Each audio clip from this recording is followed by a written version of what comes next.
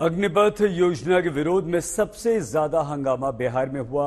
मध्य और पश्चिम बिहार के कई जिलों में यह हंगामा होता रहा। युवाओं को सबसे ज्यादा चिंता इस बात की है कि 4 साल बाद वो क्या करेंगे। 4 साल बाद वो फिर से बेरोजगार हो जाएंगे। उन्हें न वेतन मिलेगा न पेंशन। सरकार ने युवाओं की चिंता को दूर करने का भरोसा दिया, उन्हें दूसरी नौकरियों में प्राथमिकता की बात कही।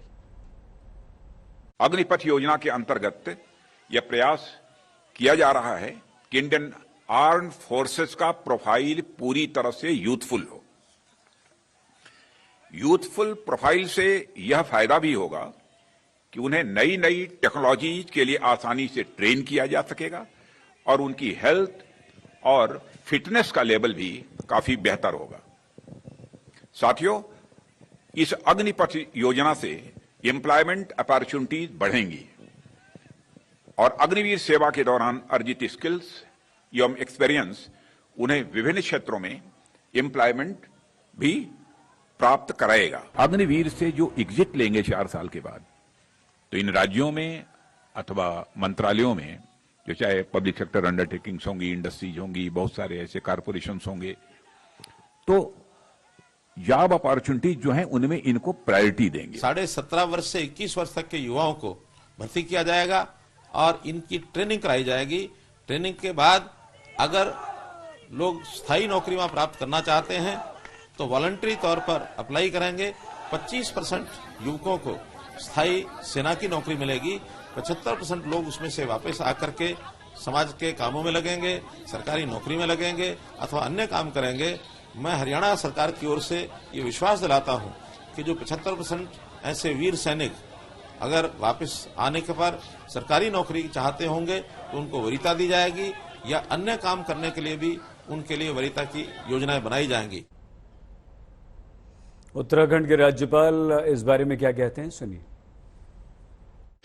और मैं तो ये कहूँगा कि अग्निपथ स्कीम और जो हमारे अग्निवीर बनने वाले हैं, मेरे को तो बहुत खुशी है इस बात की। मेरा तो पूरा जीवन ही फौज में, मेरे पिताजी भी फौज में सूबेदार से रिटायर हुए। मैंने खुद 40 साल तकरीबन फौज में नौकरी किया हुआ है और ये जो सोच है अग्निवीर की और अग्निपथ की, मुझे तो बहुत खुशी है। सबसे पहले मैं ये बताना चाहता हूँ कि मैंने काफ़ी सर्विंग ऑफिसर्स से, जवानों से, जेसीओ से बात की है, मैंने वेटरन से भी बात की है और मुझे जो उन सब से महसूस हुआ है वो मैं आपसे साझा करना चाहता हूँ कि सब में एक खुशी है कि हमारे आर्म्ड फोर्सेस एक यूथफुल प्रोफाइल में जाएगी, उनका स्किल बढ़ेगा और जो हमारे राष्ट्र की सबसे बड़ी संपत्ति है यूथ, उनके लिए ये बहुत अच्छी अपॉर्चुनिटी है। अग्निपथ योजना को लेकर सेना और अर्धसैनिक बलों के पूर्व अधिकारियों की राय बटी हुई है। पहले आपको सुनाते हैं उन जानकारों की राय जिनके हिसाब से ये योजना आर्थिक तौर पर तो ठीक है, लेकिन सेना की युद्ध लड़ने की क्षमता की दृष्टि से ठीक नहीं। जो ये स्कीम लाए हैं प्रॉब्ली इकोनोमाइज करने के लिए शायद लाए हैं। कॉम्बैट प्रिपेयर्डनेस के लिए ये जरूरी है कि सोल्जर्स को एक लंबा टेन्योर दिया जाए। अब 4 साल का टूर ऑफ ड्यूटी है, उसमें इनकी 6 महीने की ट्रेनिंग होगी, जो पहले शायद 9 महीने की होती थी। तो पहले तो ये हाफ ट्रेंड होंगे। दूसरा, 4 साल में जब तक ये रवां होंगे तब तक इनका निकलने का टाइम हो जाएगा। तीसरा एस्पेक्ट ये है कि इसी 4 साल के अंदर 6 महीने तो ट्रेनिंग हो गई और 3-4 महीने, 6 महीने नहीं तो कम से कम 3-4 महीने ये छुट्टी भी जाएंगे और करेंगे। तो इफेक्टिव सर्विस जो मिलेगी सिर्फ 3 साल की इनको मिलेगी। इस सर्विस में एक सैनिक के पास जो अनुभव है वो एक रेगुलर सैनिक जो परमानेंट कमीशन के लिए आता है, कितना फर्क होगा और वो कितना महत्वपूर्ण होता है? हाँ, तो जो अभी जो है कलर ड्यूटी है, मेरे ख्याल में 17 साल की है या 18 साल की है। तो जो एक्सपीरियंस किसी जवान को 16, 17, 18 साल तक में मिलता है वो तो इनके पास एक्सपीरियंस नहीं होगा। दूसरी चीज़, इनमें कमिटमेंट क्या होगी। इनको ये पता है कि 4 साल में ये चले जाएंगे फोर्स से निकल के, कमिटमेंट की कमी होगी। और जहाँ तक पेंशन वगैरह की सेविंग्स की बात है तो मुझे एग्जैक्ट फिगर्स नहीं मालूम है, 10-11 लाख का शायद सेपरेशन अमाउंट इनको दिया जाएगा, वो भी रिकरिंग हो जाएगा। तो पेंशन भी रिकरिंग है, ये अमाउंट भी रिकरिंग हो जाएगा। आज के दिन में तो हमें लग रहा है कि पेंशन बिल कम हो जाएगा, बट अगर इसको टोटल करें तो ये रिकरिंग अमाउंट उस पेंशन अमाउंट से बहुत ज़्यादा होता है। सो जो पर्पस से इस स्कीम को लाया जा रहा है वो भी नहीं अचीव हो रही है, और मेरे ख्याल में कॉम्बैट प्रिपेयर्डनेस में इफेक्ट नेगेटिव होगा। एंड थर्डली, जो टेक्निकल ब्रांचेस हैं, जैसे आर्टिलरी में स्पेशलाइज्ड ट्रेनिंग है, आर्मर्ड में स्पेशलाइज्ड ट्रेनिंग है, ईएमई में, इंजीनियरिंग में स्पेशलाइज्ड चाहिए, और उसमें ज्यादा समय लगता है, तो उनमें कैसे काम होगा? नई स्कीम है ये, बिल्कुल नई है, इसको ट्राई आउट नहीं किया गया है, ना कोई पायलट प्रोजेक्ट चलाया गया है, ना कोई टेस्ट बेड किया गया है।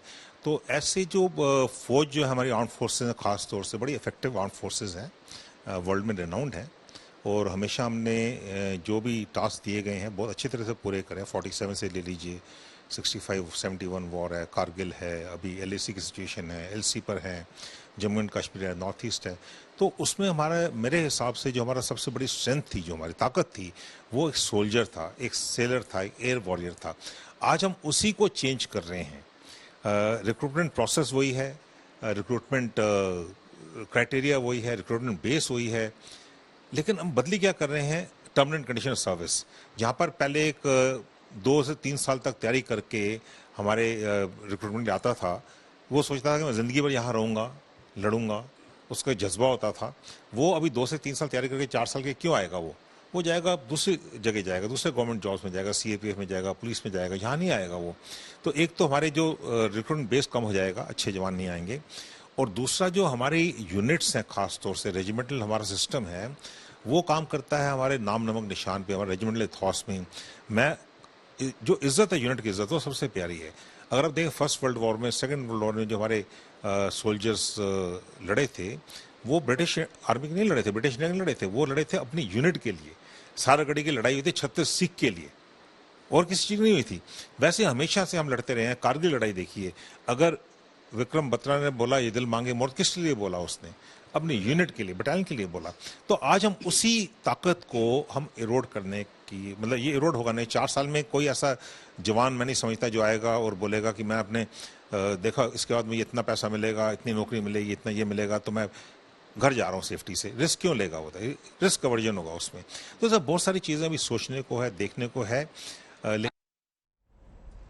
वहीं एयर मार्शल VPS राणा का कहना है कि ये योजना अच्छी है। युवाओं को 4 साल बाद न केवल एक मुश्त रकम मिलेगी, बल्कि कई क्षेत्रों में उनकी मांग होगी। मतलब उन्हें रोजगार को लेकर अब चिंतित होने की जरूरत नहीं। देखिए, एक तो आई थिंक स्कीम बहुत क्लियरली लोगों को शायद समझ में आई नहीं। ऐसा नहीं है कि वो सिर्फ 4 साल के लिए नौकरी पे आएंगे, वो 4 साल के लिए आएंगे, उसके बाद उसमें 1/4 जो लोग हैं उनको वापस लिया जाएगा, और उसमें 1/4 वो लोग हैं जो फौज में पूरी जो समझेंगे कि फौज ही हमारे लिए बेहतर है, और दूसरा जो फौज की तरफ से जो फौज जिन लोगों को लाना चाहेगी, वो तो दोनों तरह से, जो फौज जिनको चाहेगी कि जो फौज के लिए सही हैं उनको कंटिन्यू करने के लिए पूरी, जैसे आज भी होता है, और जो युवा जो 4 साल के बाद जिनको लगे कि फौज ही बेहतर उनके लिए है, बजाय बनस्पत इसके कि वो बाहर जाएं, अपना कुछ करें, या कॉरपोरेट वर्ल्ड में जाएं, या जो बाकी नौकरियां हैं उसमें जाएं। तो ऐसा नहीं है कि ये जैसा लोगों को ये भ्रांति है कि ये 4 साल के बाद इनके लिए कुछ नहीं होगा। देखिए, सबसे बड़ी बात तो इसमें ये है कि 4 साल के बाद जो फाइनेंशियल स्टेबिलिटी है, जो एक तो जो जैसे स्कीम में अनाउंस किया गया, उसी में लगभग आपके 12 लाख के लगभग तो आपके हाथ में वैसे ही आएंगे बिना किसी उसके अलावा जो आपकी अपनी बचत है।